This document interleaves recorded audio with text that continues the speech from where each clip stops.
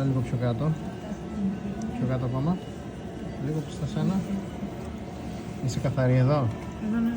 Ναι. Εκεί είσαι. Λοιπόν, ξεκινήσαμε με χειρισμό Cattell Brass. Γράφει. Ξεκινήσαμε με χειρισμό Cattell Brass. Ουλική γαστρεκτομή καταρχήν, για δώσουμε ένα το λίπιο, για ένα άδενο καρκίνωμα στο σώμα πλησίων του θόλου. Κάναμε ένα sampling και είχε και κάτι μικρό λυμφαδενίσκους στο ορτοκυλικό. Πήραμε το 16β1. Αυτή είναι η κάτω μεσαντέρια αρτηρία στην έκφυσή της από την κοιλιακή αορτή. Λοιπόν, εδώ έχουμε την αριστερή νεφρική φλέβα. Εδώ στο δάχτυλό μου είναι η άνω μεσαντέρια αρτηρία. Και έχουμε την πηλαία φλέβα, έχει γίνει χολεξτεκτομή. Δείξε λίγο προς τα σένα, εκεί, ωραία, καλά είσαι.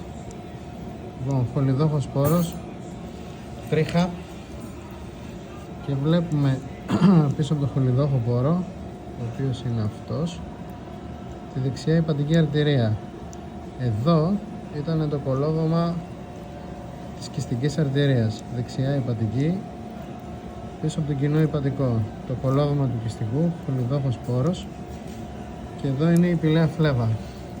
Έχει γίνει white coherization, επίσης στην επιφάνεια κεφαλής παγκρέατος, καθαρίστηκε και ο σταθμός 13α, διατομή του 12 δακτύλου. Έχουμε την GDA,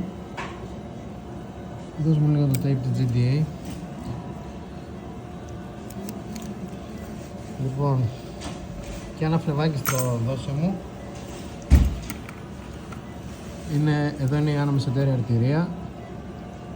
Έχουμε κάνει και το τούνελ. Πίσω η πηλαία φλέβα. Στο φλεβάκι στροικινή υπατική. GDA, κράτα λίγο Γιώργο. GDA, κλάδος της πηλαίας για το 12 δάκτυλο.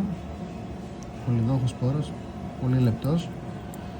Έχει καθαριστεί ο 12A, 12B και 12P, χαλάρωσε. Κοινή υπατική, αριστερή υπατική, δύο υπατική που μου δίνει τη μέση και την δεξιά που είναι αυτή εδώ. Έλα προς τα εσένα λίγο. Okay. Και νομίζω ότι δεν έχει εστιάσει, είναι λίγο θολό.